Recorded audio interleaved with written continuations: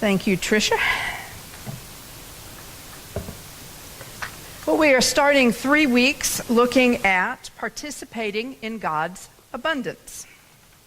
Got an abundance of water bottles here. I'll work my way through them, I'm sure. And so we're going to be looking at an Old Testament story of abundance, one of Paul's lessons about abundance, and a gospel story about abundance. The invitation, of course, is to consider that in God there is enough and more than enough. Thank you for reminding me that I say that. Y'all probably know my verbal mannerisms more accurately than I do. If we were to look at today's story, the story of this widow and of Elijah, we might describe it as the widow's tale and then the wild man's tale. It begins with the widow. I have not ever known the desperation of having an empty cupboard and a hungry child at the same time. This woman, who was a widow, which means that because she was also a mother, that meant she was a single mom, she knew that. She had taken inventory, and in her cupboard there was enough for the next meal, but not for the one after that. There was going to be so little, it wasn't going to require any significant firewood. Just a few sticks would be enough. She wouldn't have to go very far for that. She could find that just at the outskirts of town, and so she went looking for those 2 sticks. 2 sticks being a figure of speech. As she was gathering them, she noticed a stranger. He clearly was traveling unprepared. He did not have a pack. He did not have food. He did have an empty cup, and asked her, "Could you please get me some water?" Well, water she could help with. The town well, even though the drought from Israel had spread into her area, which was over by the coast, the well was still running. She could get water, and he was providing the cup. That was an easy thing. And as she was turning to go, apparently, he said, "And while you're at it, could you get me a scrap of bread?" Well, now bread was an entirely different matter. She knew what was in her pantry and what wasn't in her pantry, and she knew that she did not have enough to both feed her son and share with this odd stranger. And then he goes and brings God into the conversation. It wasn't even her God, it was his Hebrew God. And he says, "Now, if you will feed me first, God will provide. And that flour and oil that you're so worried about will not run out." Well, that presents a dilemma. And so she stands there trying to decide what to do. While she is standing, thinking, Elijah is also standing and thinking. And from here we shift from the widow's point of view to the wild man's point of view, because he has been living in the wilderness. He did not have a reservation to stop and clean up anywhere. He arrives with the dust from the creek where he has been living and drinking. And he is thinking perhaps to himself, reviewing the ways that God has cared for him, since he announced to the corrupt king that because the king was corrupt, God was going to punish the land, and all the people on it, by the way, including the king, and there would be drought. No rain until God decided there would be rain. Announcing that, Elijah then escaped as far as he could into the wilderness to a stream that God said, "Go there, stay there." And there was, apparently, for a while, enough water. But the oddest thing happened for food, because every morning and every night, ravens would arrive delivering food. Bread and meat, it says. It was just flat out weird. Those birds don't normally feed their own young very well, and they're greedy things. But somehow or another, God had changed their behavior Who knows what goes on in their mind or heart, but at least changed their behavior. And they were bringing him food. So Elijah is reviewing this, and while he was still in that wilderness, the water dried up from the creek, and God said to him, okay, leave here, go to the coastal town of Zarephath, and I have directed that a widow there will feed you. So Elijah says, okay, God has directed where I'm to go, and he's made arrangements for food, so he goes.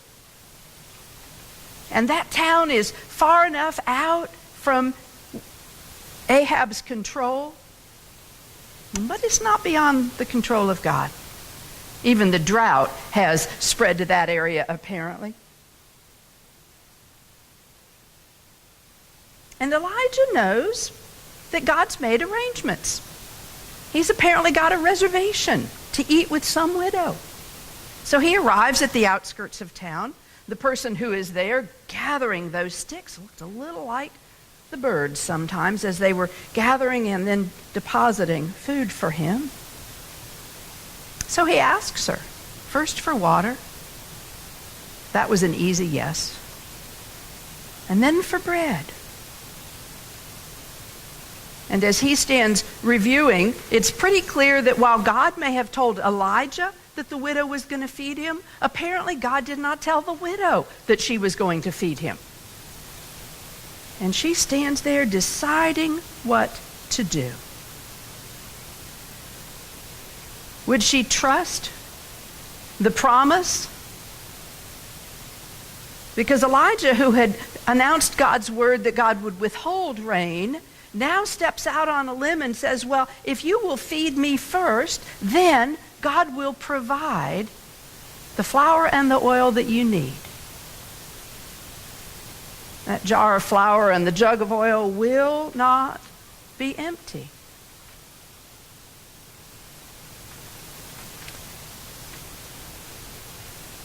Somehow she decides that she will risk it and behave as if she trusts this promise of God's.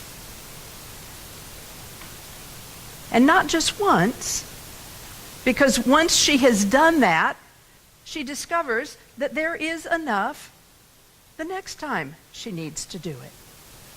It's kind of intriguing to me that God doesn't just simply deliver a big provision of flour. There's no barrel that suddenly appears, no huge flask of oil.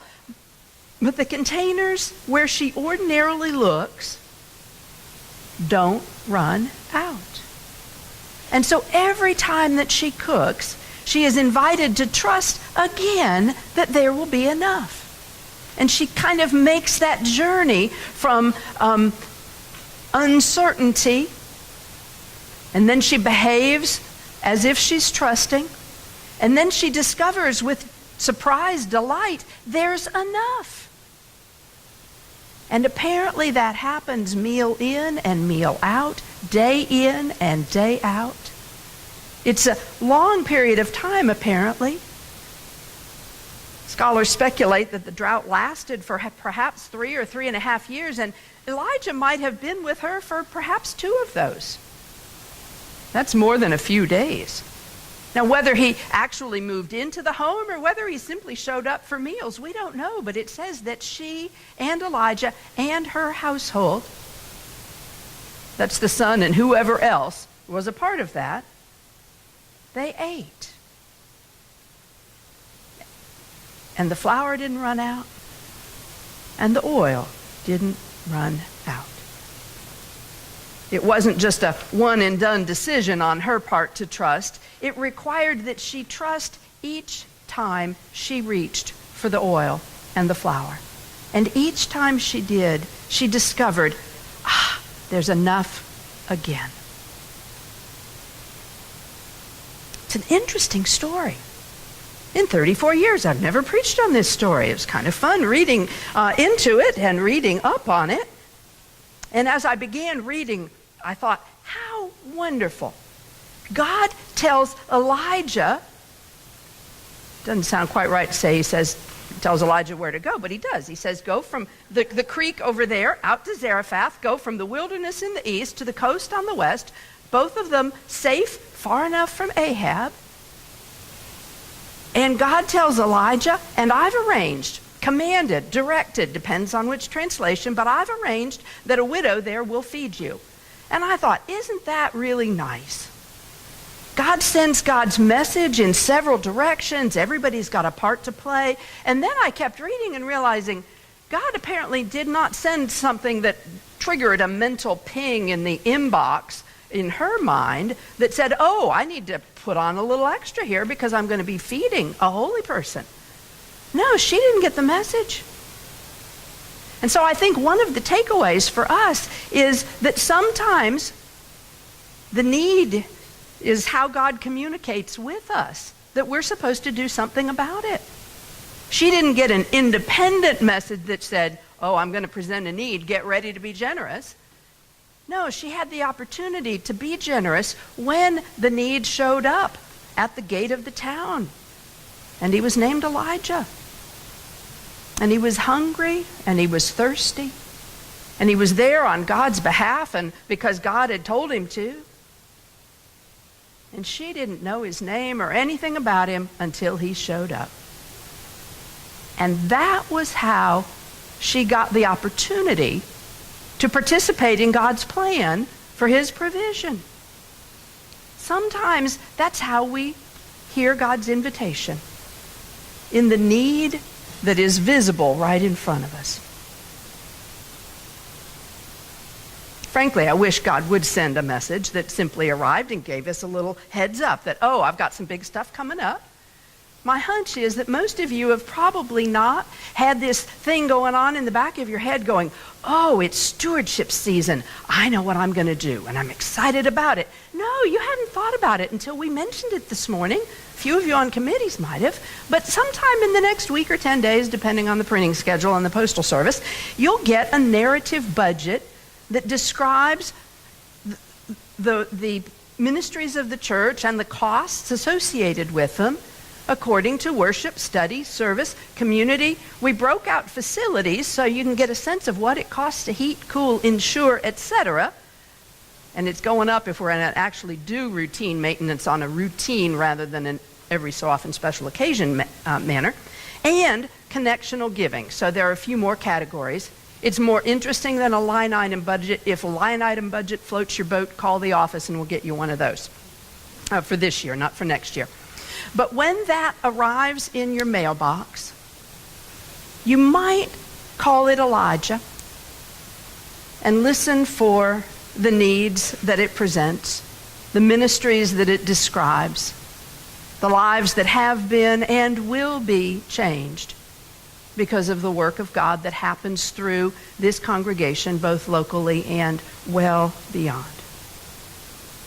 And you can be alert to God's invitation and nudging through that. Sometimes God has this plan, and our opportunity to participate comes when the need is presented. The other remarkable takeaway I get from this story is that when she decided to trust and give to God's purposes first, then it turned out there was enough. Sometimes we think about it the other way. If I've got enough, then I'll give.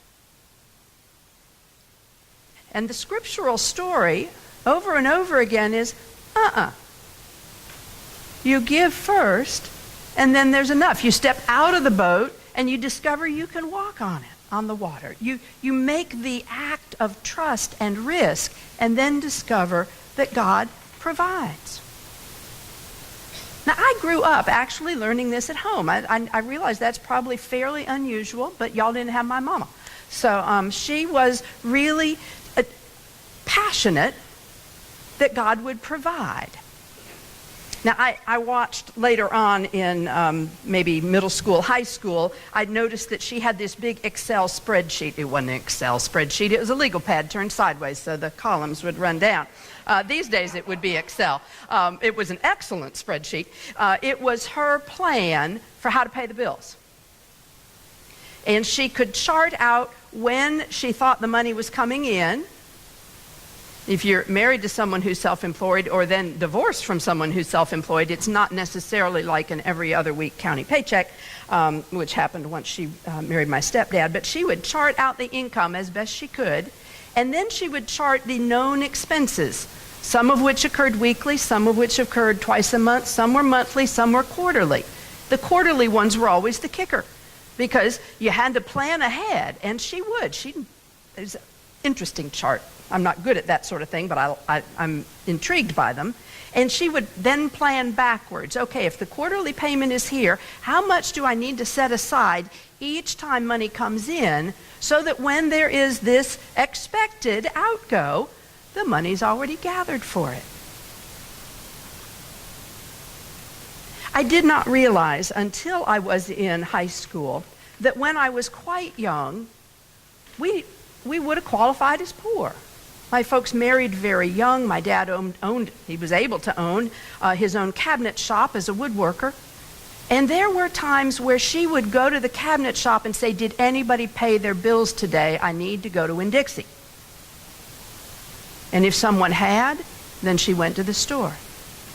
If someone hadn't, then it was tuna noodle casserole again.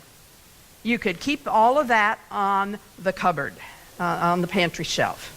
The noodles, the can of tuna, the Campbell's mushroom soup, and if there were still some left, there were green peas in the freezer.